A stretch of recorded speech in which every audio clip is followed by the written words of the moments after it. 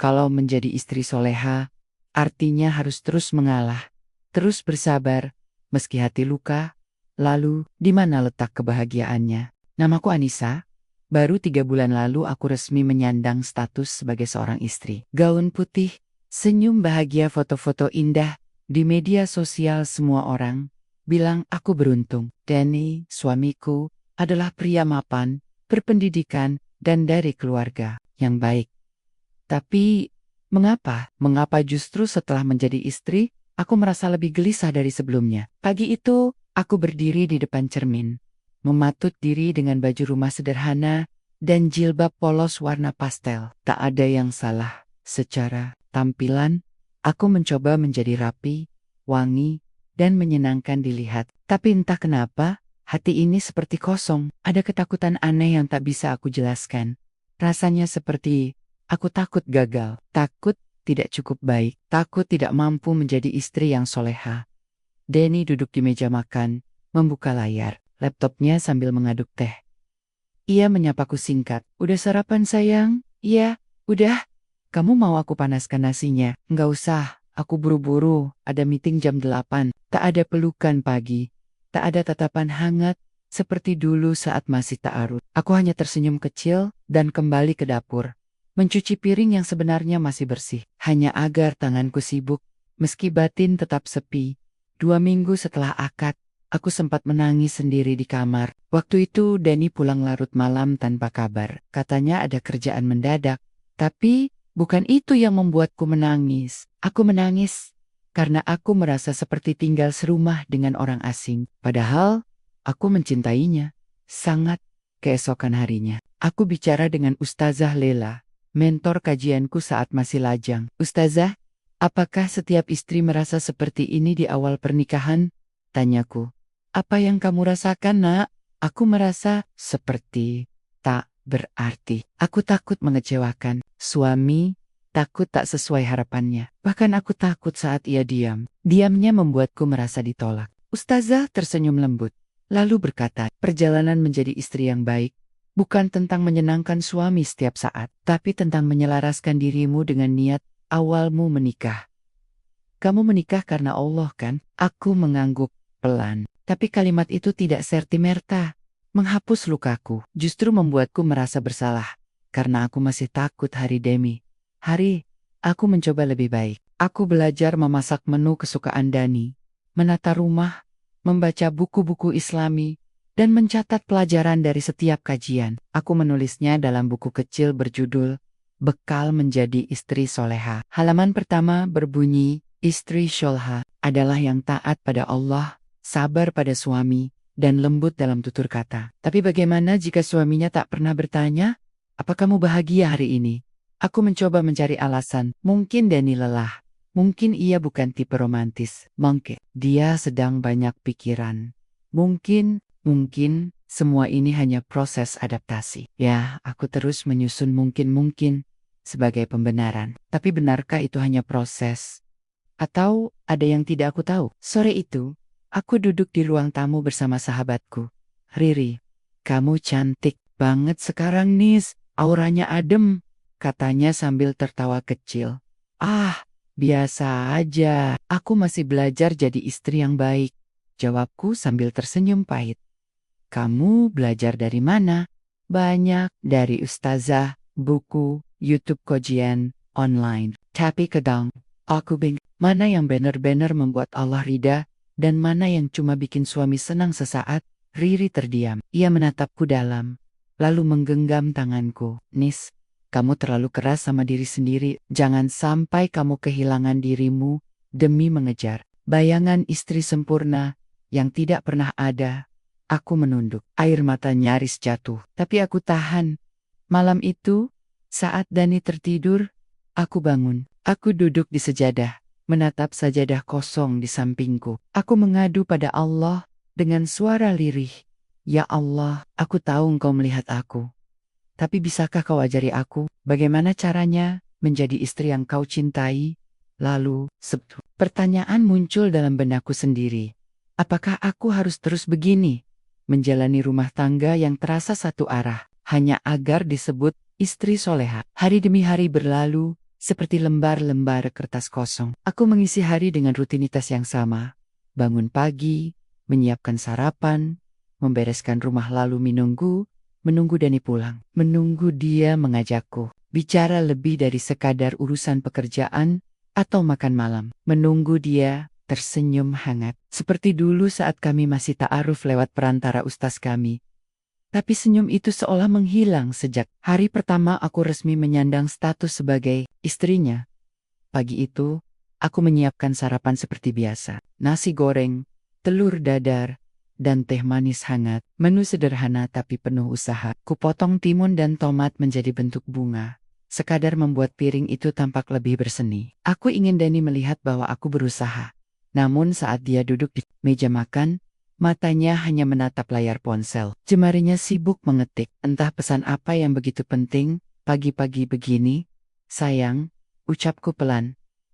Mau aku ambilkan sambal atau kerupuk? Gak usah, ini udah enak kok. Kalimat terdengar datar, bukan pujian yang hangat, bukan juga protes. Sekadar komentar singkat. Aku mengangguk pelan, tapi jantungku justru makin berat. Seolah kata udah enak lebih menyakitkan daripada nggak suka. Dani menghabiskan makanannya, mencuci tangan sebentar, lalu langsung beranjak. Aku ke kantor dulu, ada rapat pagi, ucapnya tanpa menatap mataku. Assalamualaikum. Waalaikumsalam. Suara pintu tertutup terasa seperti dentuman pelan di hatiku. Satu hari lagi dimulai. Dengan kesepian, sore harinya, aku membersihkan kamar dan menemukan album foto pernikahan kami yang belum sempat kubuka sejak hari resepsi. Setiap lembar berisi senyum yang dulu kurasa tulus, tapi sekerong, semua senyum itu seperti palsu. Aku berhenti di satu foto, saat Dani mencium keningku di pelaminan. Foto itu sempat viral di Instagram. Banyak yang berkomentar, Masya Allah, suaminya penuh cinta, cita-cita para jomblo nih, pengen disayang kayak gini. Semoga langgeng dan selalu romantis. Amin. Lucu. Mereka hanya melihat 1 detik dari kehidupan kami, lalu menganggap semuanya sempurna. Padahal mereka tidak tahu bahwa sejak malam pertama, suamiku lebih banyak tidur membelakangi daripada menggenggam tanganku. Aku mencoba mencari pembenaran. Mungkin dia memang tipe pria pendiam. Mungkin dia tidak nyaman menunjukkan perasaan. Mungkin dia sedang stres karena pekerjaan. Mungkin aku yang terlalu sensitif. Tapi saat aku mencoba bercerita pada ibu, jawabannya malah membuatku makin sesak. Laki-laki memang begitu, Nisa. Jangan terlalu banyak mengeluh. Tugas istri itu sabar. Yang penting kamu melayani, patuh, dan jangan bikin masalah. Nanti juga dia akan luluh. Aku terdiam. Ibu bilang, aku jangan mengeluh. Tapi, kepada siapa lagi aku harus bicara? Malamnya, Dani pulang lebih larut dari biasa. Ia bilang ada lembur. Aku sudah mengantuk, tapi sengaja menunggu. Aku berharap malam ini ada obrolan. Sekadar tanya, hari ini kamu ngapain aja? Tapi yang terjadi justru sebaliknya. Dia hanya berkata singkat, aku capek banget.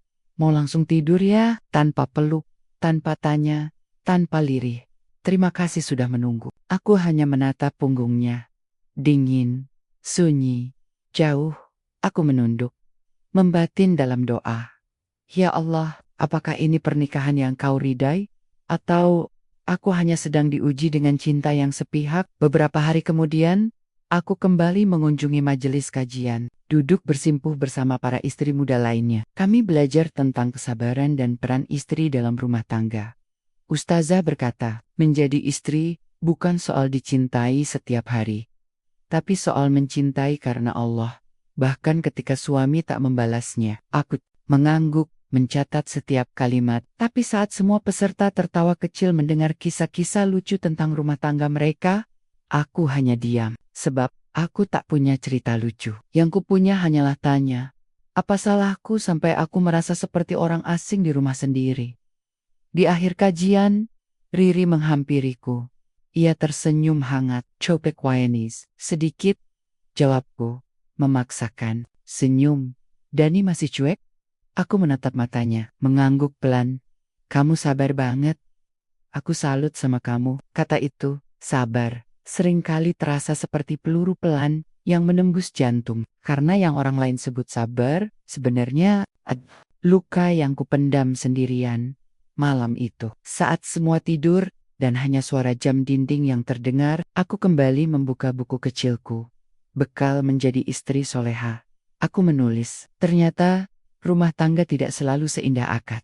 Tapi mungkin dari sinilah aku harus mulai belajar bahwa menjadi istri bukan sekadar menerima cinta, tapi juga tetap bertahan saat cinta seolah pergi tanpa pamit. Namun tiba-tiba muncul pertanyaan lain di benakku. Sampai kapan aku harus bertahan? Bila yang kutunggu tak pernah berbalik menatapku? Sudah hampir 2 minggu aku tinggal bersama Dani di rumah kontrakan kecil kami. Tapi entah kenapa, rasanya seperti menumpang di rumah orang lain. Tak ada kehangatan, tak ada kebersamaan. Dani lebih sering pulang malam dan langsung tidur. Bahkan, ketika aku mencoba memulai percakapan, jawabannya selalu pendek dan tanpa minat. Aku pernah berpikir, mungkin karena kami belum benar-benar saling mengenal. Proses ta'aruf kami berlangsung singkat. Hanya beberapa kali bertemu dalam bimbingan ustadz dan langsung mantap menikah. Tapi aku percaya, niat baik akan membawa berkah. Aku yakin akan ada cinta setelah akad. Tapi harapan itu perlahan-lahan melemah. Terutama sejak ibu mertuaku mulai sering datang berkunjung. Hari itu, aku sedang menyapu lantai, ketika ku dengar suara salam dari depan pintu. Assalamualaikum.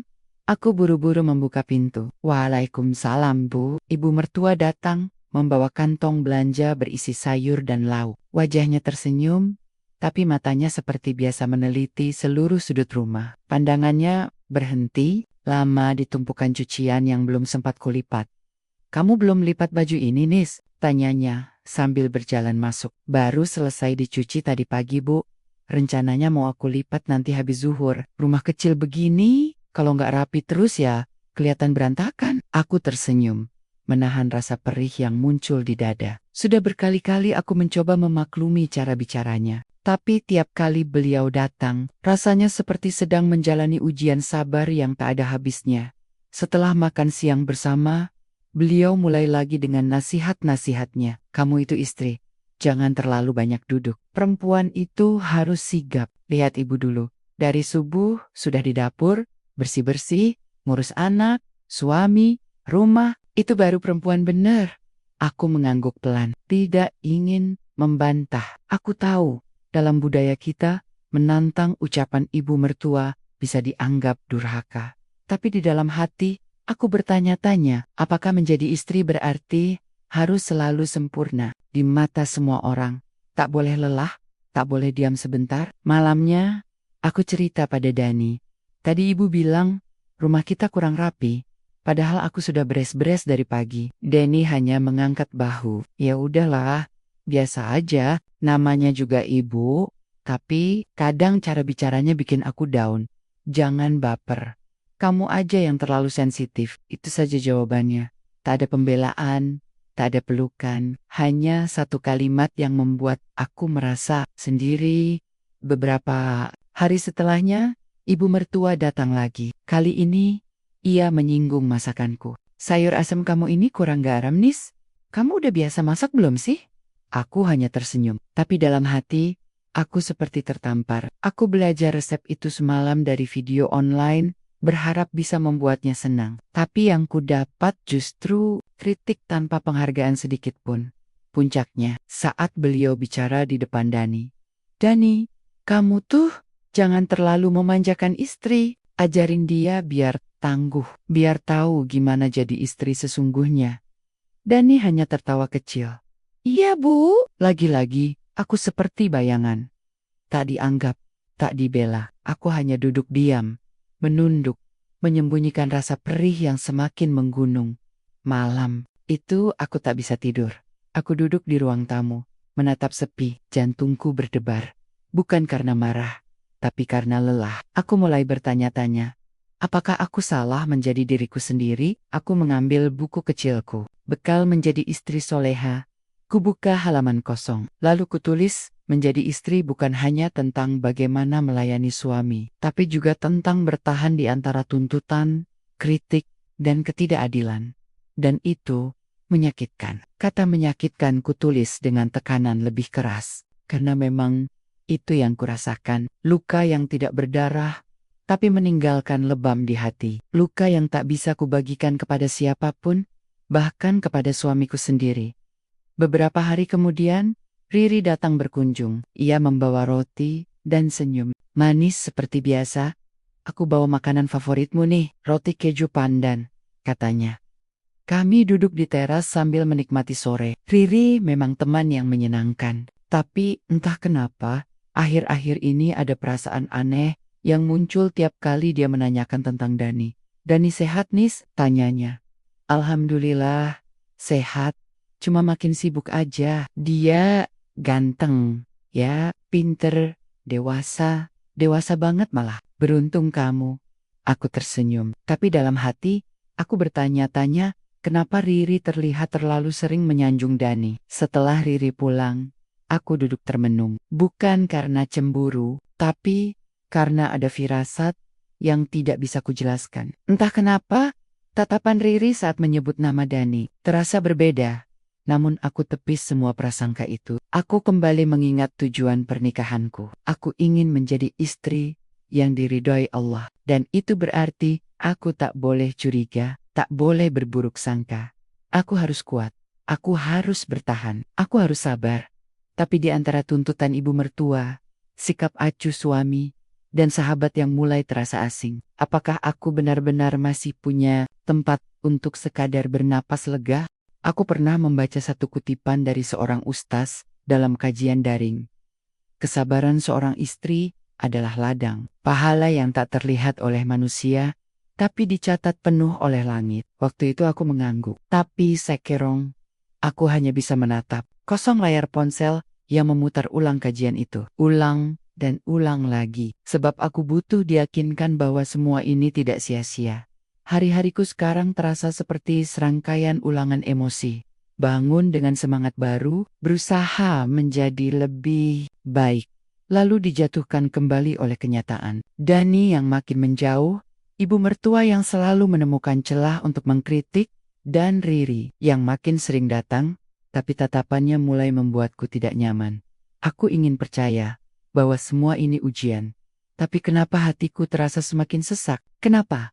Aku merasa seperti sedang berjuang sendirian. Pagi itu, aku bangun lebih awal dari biasanya. Aku ingin mencoba rutinitas baru, memulai hari dengan tahajud, lalu membaca Al-Quran sebelum menyiapkan sarapan. Dalam sujud, aku menangis. Bukan karena ingin mengadu, tapi karena aku tidak tahu lagi kepada siapa bisa berkata jujur.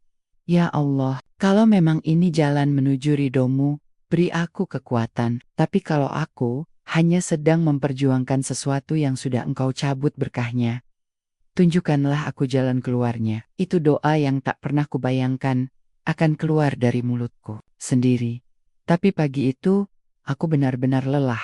Sarapanku buat lebih spesial hari itu. Nasi uduk, ayam goreng lengkuas, sambal terasi, lengkap dengan kerupuk dan irisan mentimun. Aku tahu Deni suka masakan seperti ini. Aku ingin sekali saja melihat matanya berbinar.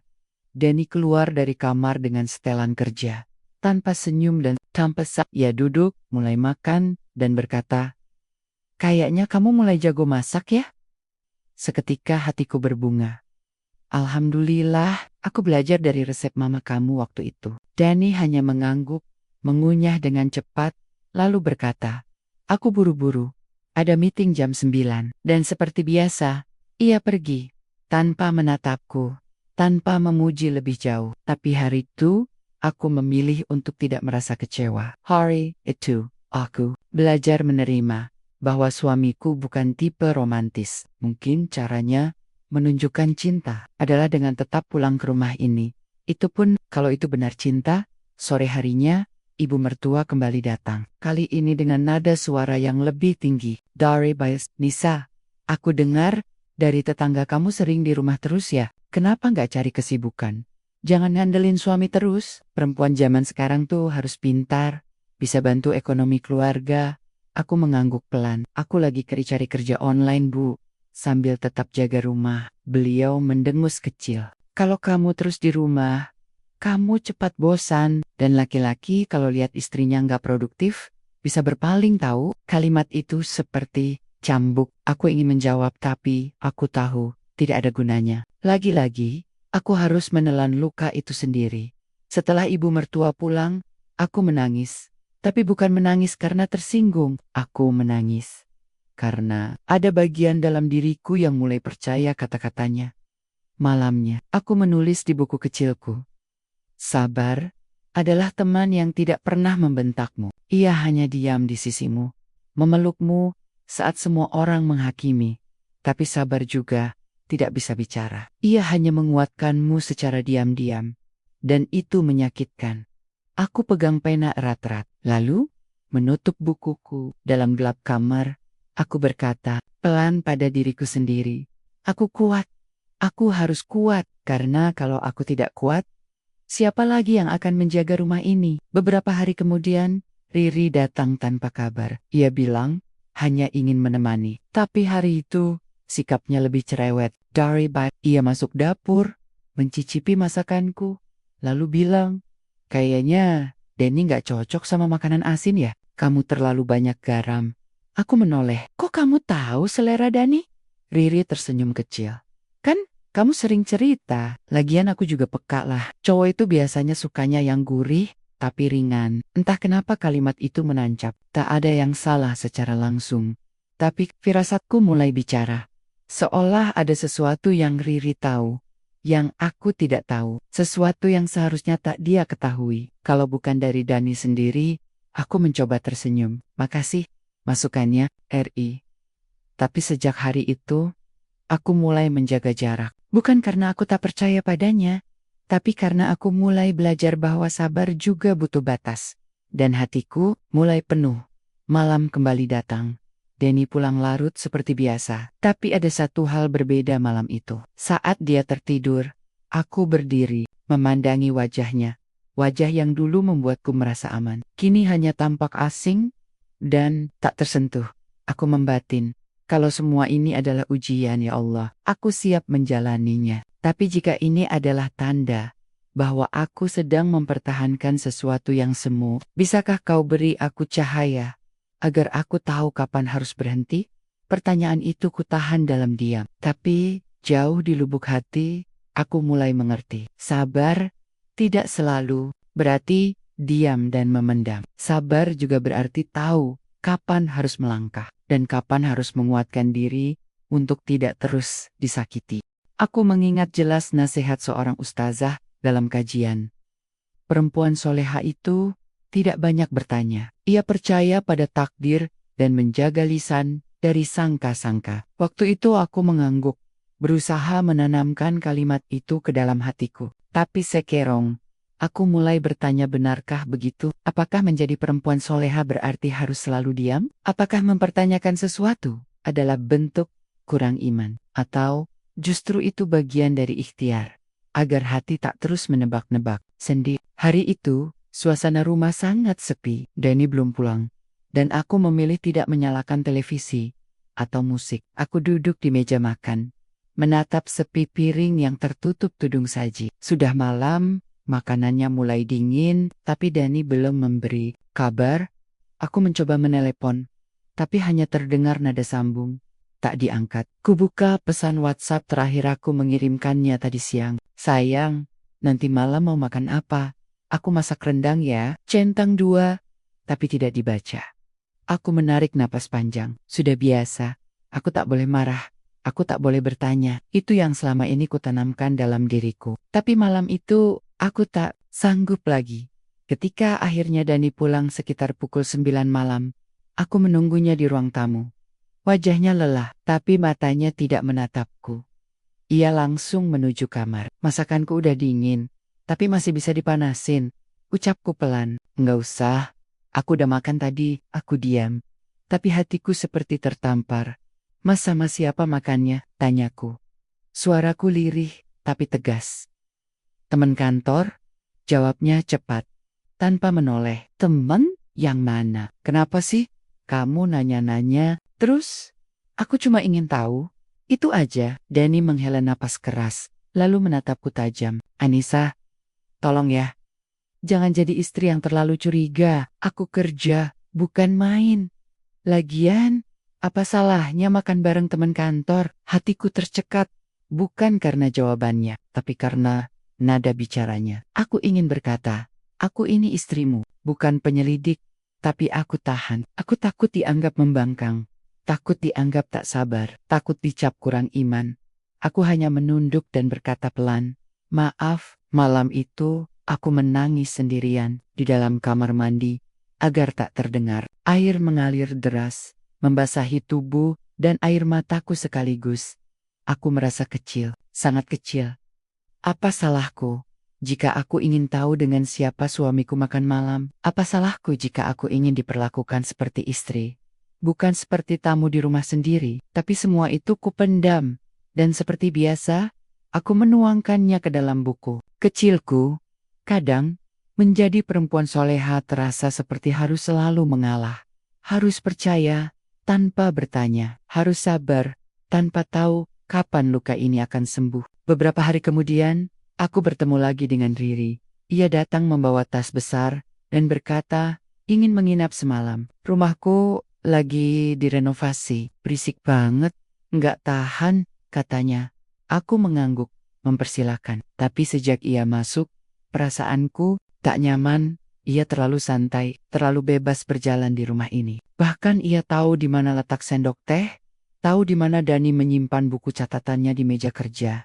Dan malam itu, saat kami sedang berbincang di ruang tengah, dia bertanya, Dani mana? Belum pulang ya? Belum. Biasanya jam segini udah sampai lo. Waktu itu maksudku, kamu pernah bilang gitu kan? Aku menoleh cepat. Kapan aku bilang begitu? Riri tersenyum kaku. Lupa. Mungkin pas kita lagi ngobrol santai, ada yang janggal, sangat janggal. Keesokan harinya, aku beranikan diri membuka akun medsos Dani. Bukan untuk mengintip isi DM, atau mencari chat mencurigakan. Aku hanya ingin tahu siapa saja yang baru-baru ini aktif menyukai atau mengomentari unggahannya, dan di sanalah kulihat nama Riri. Komentarnya pendek, hanya emoji api dan tepuk tangan di postingan Dani tentang kegiatan kantor. Tapi yang membuatku lebih terguncang adalah fakta bahwa komentar itu sudah dihapus. Aku mengetahuinya karena notifikasi email Dani yang terhubung ke laptop kami menunjukkan ringkasan awal komentar tersebut. Kenapa dihapus? Apa yang ditutupi?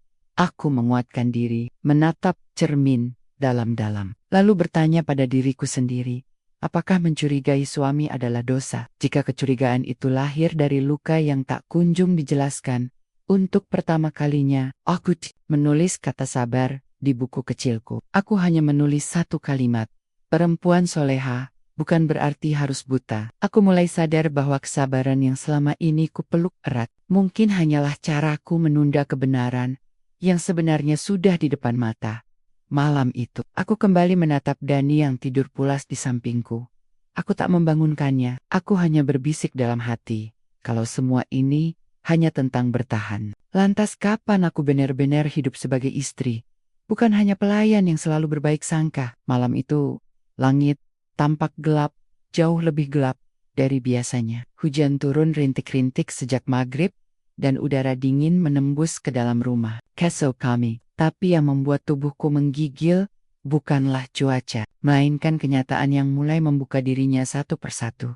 Aku sudah tak bisa lagi membohongi perasaanku. Ada sesuatu yang disembunyikan Dani dariku, dan firasat itu semakin kuat setiap kali aku berusaha menepisnya. Aku ingin tetap menjadi istri yang sabar. Aku ingin tetap menjadi perempuan yang Allah cintai. Tapi, bagaimana jika kesabaranku justru sedang dipermainkan? Malam itu, untuk pertama kalinya setelah sekian lama, aku terbangun di sepertiga malam tanpa alarm. Bukan karena niat ibadah, tapi karena hatiku sesak, nafasku pendek, mataku sembab. Aku duduk di atas sajadah, mencoba merangkai doa, tapi lidahku glow. Yang bisa kulakukan hanyalah menangis dalam diam. Tanganku gemetar memegang mushaf kecil di pangkuan. Aku membuka halaman secara acak, dan mataku jatuh pada satu ayat. Dan bersabarlah, karena sesungguhnya Allah bersama orang-orang yang sabar. Qiyas Al-Anfal 46. Aku menunduk, air mataku jatuh tak tertahan. Ya Allah, aku sudah sabar. Aku menahan sakit, aku menutup mata, aku menelan semua luka. Tapi kenapa rasanya aku makin kehilangan diriku sendiri? Paginya suasana rumah tetap sama, datar, sunyi. Denny seperti biasa hanya bicara seperlunya. Aku membuatkan sarapan dan menyajikannya di meja makan. Tapi pagi itu, aku memberanikan diri bertanya lagi.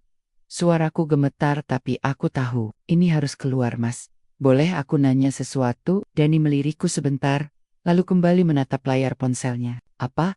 Aku cuma pengen tahu. Kamu jujur nggak sama aku? Dia mengernyit, lalu meletakkan ponselnya. Maksud kamu, selama ini kamu selalu bilang kerja, sibuk, lembur, tapi aku nggak pernah lihat kamu bahagia di rumah, Pak. Kamu jarang sekali menatap aku, ngobrol sama aku, apalagi memuji atau memeluk. Dani menghela napas. Kenapa kamu jadi drama kayak gini, Nis? Aku nggak drama. Aku cuma bertanya, karena aku istrimu, dan aku berhak tahu.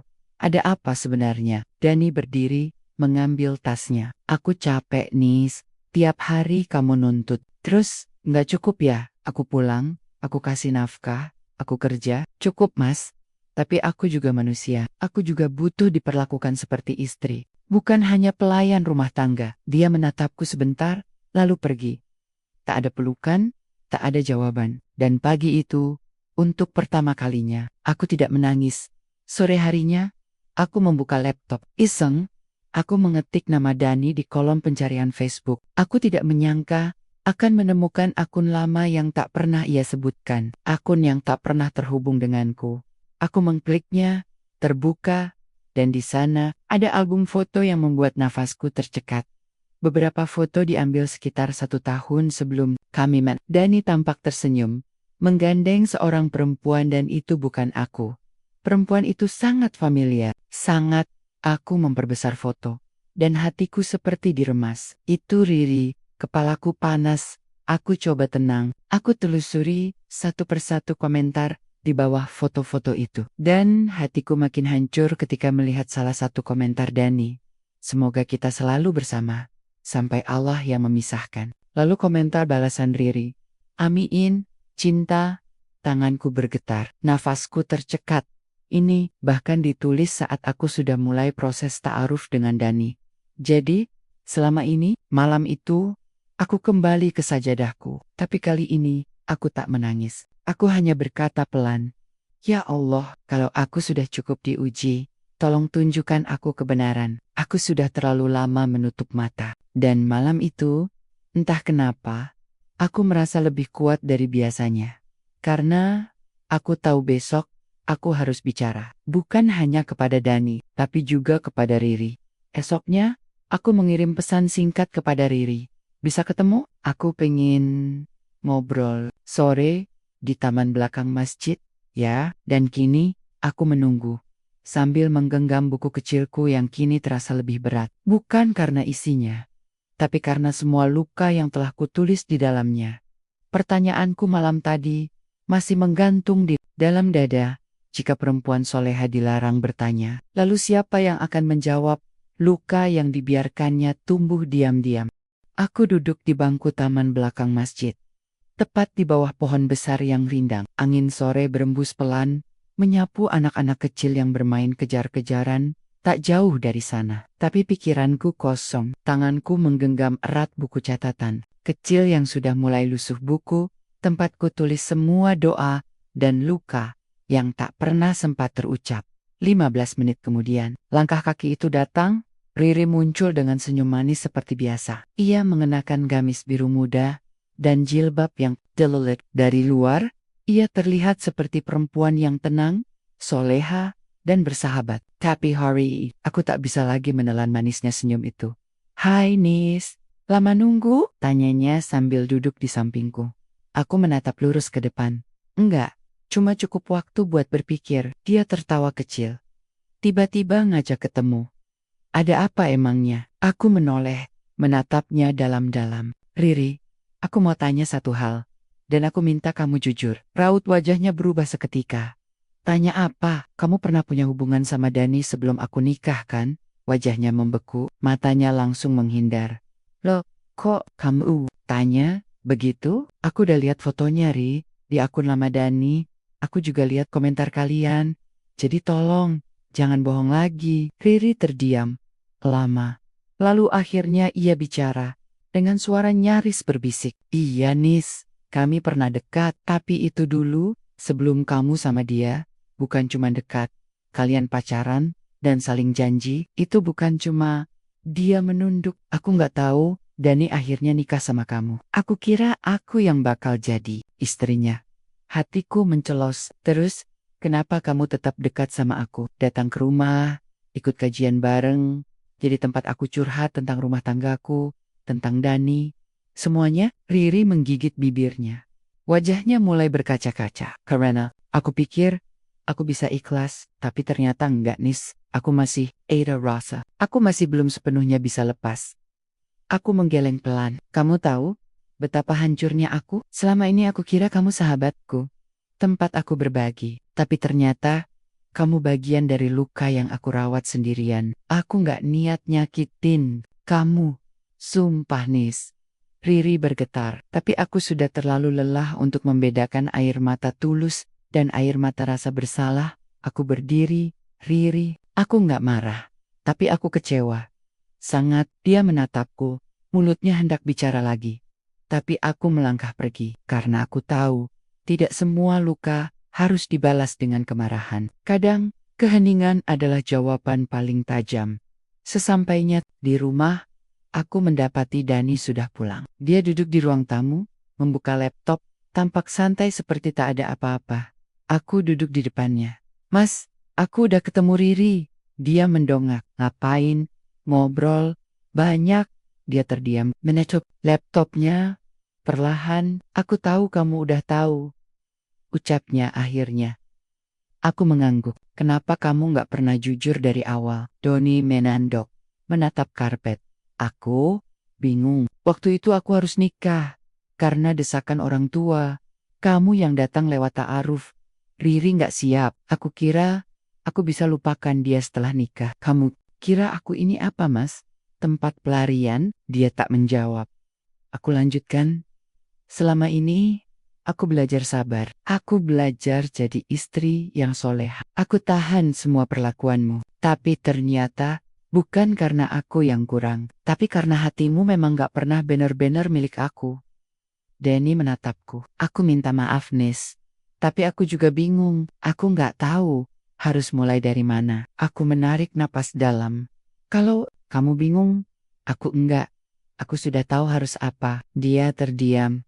Aku berdiri, mengambil buku kecilku, lalu menyerahkannya padanya. Ini bekalku jadi istri. Tapi sekarang, aku sadar, bekal ini bukan buat mempertahankan rumah tangga yang dibangun di atas kebohongan, tapi buat menyelamatkan harga diriku. Anissa, kamu mau kemana? Tanyanya pelan. Aku menatapnya. Untuk terakhir kali, pergi. Tapi bukan lari. Aku hanya sedang memilih untuk tidak tinggal di tempat yang membuatku hancur perlahan. Malam itu, aku tidur di rumah ibuku. Pelukannya terasa seperti tempat paling aman yang pernah ada. Dan di sepertiga malam, aku kembali bersujud. Tapi kali ini bukan untuk minta kekuatan, tapi untuk berterima kasih. Karena akhirnya, Allah menjawab semua doaku dengan cara yang menyakitkan. Tapi menyadarkanku bahwa perempuan soleha bukan tentang bertahan dalam dusta, tapi tentang tahu kapan harus menjaga kehormatan dirinya. Dulu, aku selalu membayangkan bahwa perpisahan adalah akhir dari segalanya. Akhir dari perjuangan, akhir dari doa, akhir dari cinta. Tapi kini, aku baru menyadari, terkadang, perpisahan justru adalah awal dari hidup yang sebenarnya.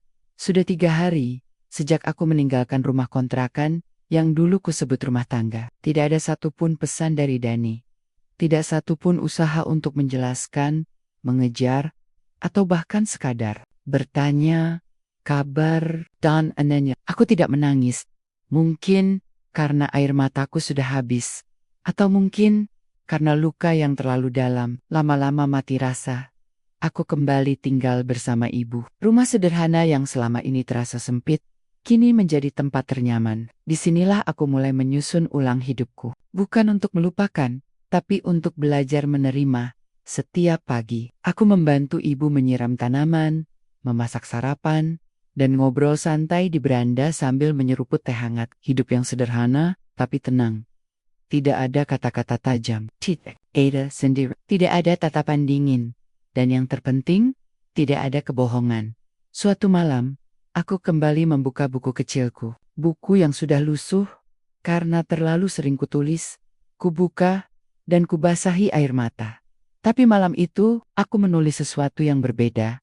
Hari ini, aku bukan lagi istri seseorang, tapi aku tetap ingin menjadi perempuan yang Allah cintai. Bukan karena statusku, tapi karena pilihan yang kuambil dengan penuh iman. Aku menutup buku itu sambil tersenyum. Untuk pertama kalinya, aku merasa damai. Keesokan harinya, aku memutuskan menemui Dani. Bukan untuk kembali, tapi untuk menyelesaikan yang belum tuntas. Kami bertemu di sebuah kafe kecil yang dulu pernah kami datangi beberapa minggu setelah menikah. Tempat itu masih sama, tapi rasanya sudah sangat berbeda. Dani datang dengan wajah lelah. Ayah duduk di hadapanku, menunduk cukup lama sebelum akhirnya bicara. Anissa, aku minta maaf. Aku mengangguk. Permintaan maafmu aku terima, tapi bukan untuk menghapus semua luka, hanya untuk membebaskan dirimu dan diriku sendiri. Dani menatap. Aku tahu, aku salah. Aku nggak layak jadi imam untuk kamu. Aku terlalu pengecut untuk jujur dari awal. Aku tak memotong ucapannya. Aku hanya mendengarkan. Kali ini, aku tak lagi ingin berdebat. Hatiku sudah bulat. Aku sudah siapkan suratnya. Ucapku sambil mengeluarkan sebuah amplop dari tas. Kita sudah terlalu jauh, saling menyakiti. Aku nggak mau kita berakhir dengan kebencian. Dani menerima amplop itu. Diam, tak ada protes, tak ada usaha menahan. Dan disitulah, aku tahu bahwa cintanya padaku memang tidak pernah utuh sejak awal. Malam itu, aku kembali ke rumah ibu. Aku memeluknya lama, sangat lama. Beliau tak banyak bicara. Hanya mengusap kepalaku dan berbisik, Allah nggak akan biarin anak perempuan baik terluka terus. Kadang, kehancuran itu perlu, biar kita bisa bangun lebih kuat dari sebelumnya. Dan aku percaya, sepenuhnya, hari demi hari kulalui dengan langkah baru. Aku mulai aktif di komunitas kajian perempuan, berbagi pengalaman, bahkan dipercaya menjadi pembicara Kesel Koshilen tentang bekal menjadi istri yang diridhoi Allah. Ironisnya, aku membagikan pengalaman itu bukan sebagai seorang istri, tapi sebagai perempuan yang pernah terluka, lalu memilih untuk sembuh tanpa menodai harga dirinya. Suatu hari, setelah selesai mengisi kajian, seorang ibu menghampiriku. Dek Anissa, cerita kamu tadi bikin saya sadar, kadang kita terlalu lama bertahan, hanya karena takut dicap gagal. Aku tersenyum, menggenggam tangannya. Dan kadang, kita lupa bahwa Allah tidak menilai dari status, tapi dari niat dan ikhtiar kita. Ibu itu menitikkan air mata, dan aku ikut terharu. Karena hari itu, aku sadar, perpisahan yang kupikir akan menghancurkanku, justru membuatku benar-benar hidup. Orang-orang bilang, gelar istri adalah kehormatan. Tapi aku belajar bahwa kehormatan seorang perempuan tak hanya berasal dari status di hadapan manusia, tapi dari keteguhannya menjaga harga diri di hadapan Allah. Sudah 2 bulan sejak aku resmi berpisah dari Dani. Tak sedikit yang mencibir, tak sedikit yang berbisik pelan, seolah perceraianku adalah aib yang harus kusembunyikan. Apa kurangnya dia sampai diceraikan? Harusnya dia lebih sabar. Kan suaminya nggak selingkuh terang-terangan. Cuma masa lalu doang, ngapain dibesar-besarin? Kalimat itu sampai ke telingaku. Tapi aku hanya tersenyum, karena mereka tidak tahu luka yang kupendam. Mereka tidak tahu malam-malamku yang penuh air mata, doa, dan kehampaan. Mereka tidak tahu bahwa aku pernah menyuapi seseorang yang tidak pernah menatap mataku dengan cinta. Mereka hanya melihat dari luar, rumah tangga yang tampak baik-baik saja. Aku tidak menyalahkan mereka, bahkan aku tidak menyalahkan Dani. Mungkin ini memang bagian dari rencana Allah, agar aku belajar bahwa mencintai manusia terlalu dalam bisa membuatmu lupa bahwa cinta paling tulus hanya datang darinya. Kini, aku bukan lagi seorang istri, tapi aku bukan perempuan yang kalah. Aku adalah perempuan yang memilih untuk menyelamatkan jiwanya. Daripada mempertahankan kebohongan dengan label kesabaran. Aku mulai mengisi hariku dengan kegiatan yang menenangkan hati. Mengajar anak-anak, mengaji di musola kecil dekat rumah. Mengurus ibu dengan penuh kasih sayang. Dan sesekali menulis artikel tentang perempuan dan keteguhan. Hati di blog sederhana yang kuurus sendiri. Tulisan pertamaku berjudul, Menjadi Soleha Tanpa Menjadi Korban. Responsnya luar biasa. Banyak perempuan mengirim pesan pribadi, curhat, menangis, minta nasihat. Ada yang masih bertahan, meski suaminya main tangan. Ada yang terus berjuang, meski suaminya hidup dengan wanita lain. Dan ada pula yang merasa berdosa, karena berpikir untuk pergi dari rumah tangga yang sudah menyiksanya bertahan-tahan. Aku membaca semuanya, sambil menahan air mata, karena aku tahu, aku pernah menjadi mereka. Aku pernah mengira bahwa menjadi istri yang baik adalah tetap diam, tetap tersenyum, tetap sabar, bahkan saat danya kinjek. Tapi kini aku tahu, perempuan soleha bukanlah perempuan yang mengorbankan dirinya untuk cinta yang salah. Perempuan soleha adalah dia yang tetap menjaga adab, menjaga akhlak, dan tahu kapan harus pergi demi menjaga kehormatan di mata Allah. Suatu malam, aku kembali membuka buku kecilku. Ada banyak halaman kosong yang belum terisi. Tapi, malam itu aku tahu, satu halaman terakhir ini akan menjadi penutup dari semua lukaku.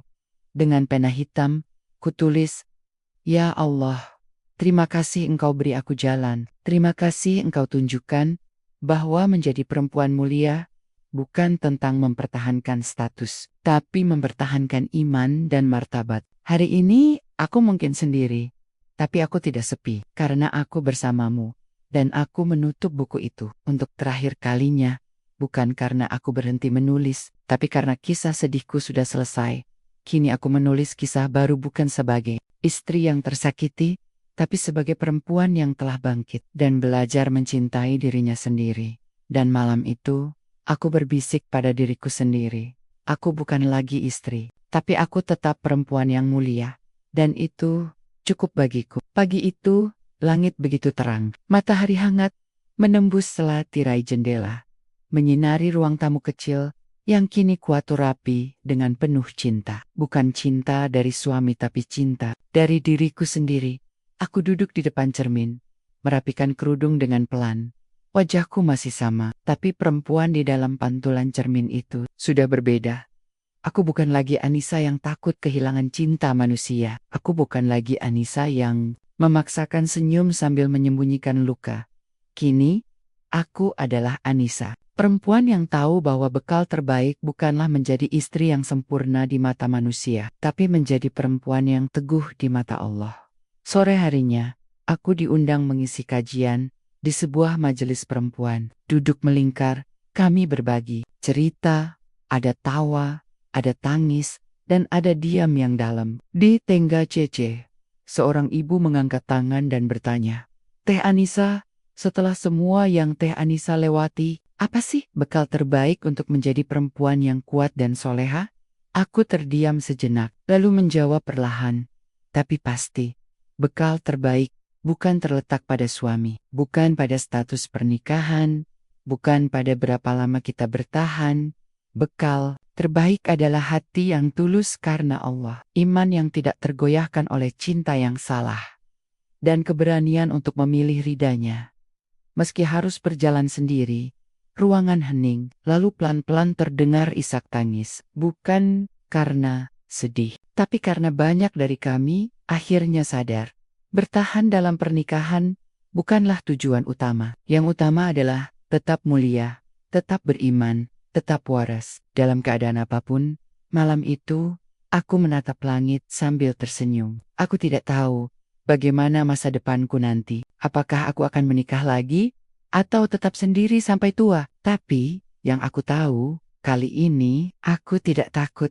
Karena aku sudah membawa bekal terbaik bukan untuk orang lain, tapi untuk diriku sendiri. Aku adalah perempuan yang pernah dihancurkan oleh cinta manusia, tapi dibangkitkan oleh cinta Tuhan. Dan di titik ini, aku benar-benar paham Menjadi perempuan soleha bukan soal bertahan di neraka yang dibungkus sabar, tapi tentang tahu kapan harus pulang ke pelukan Allah dan menyelamatkan diri dengan iman.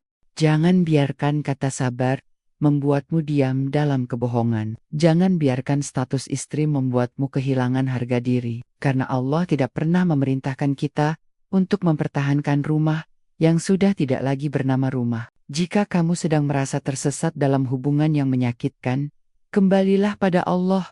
Jangan bertanya salahku di mana, tapi tanyakan apa yang Allah ingin ajarkan lewat luka ini. Bagikan kisah ini kepada sahabat Prempt, siapa tahu mereka sedang berpura-pura kuat sambil menjerit dalam diam. Mari saling kuatkan. Mari pulang bersama-sama ke jalan yang diridainya.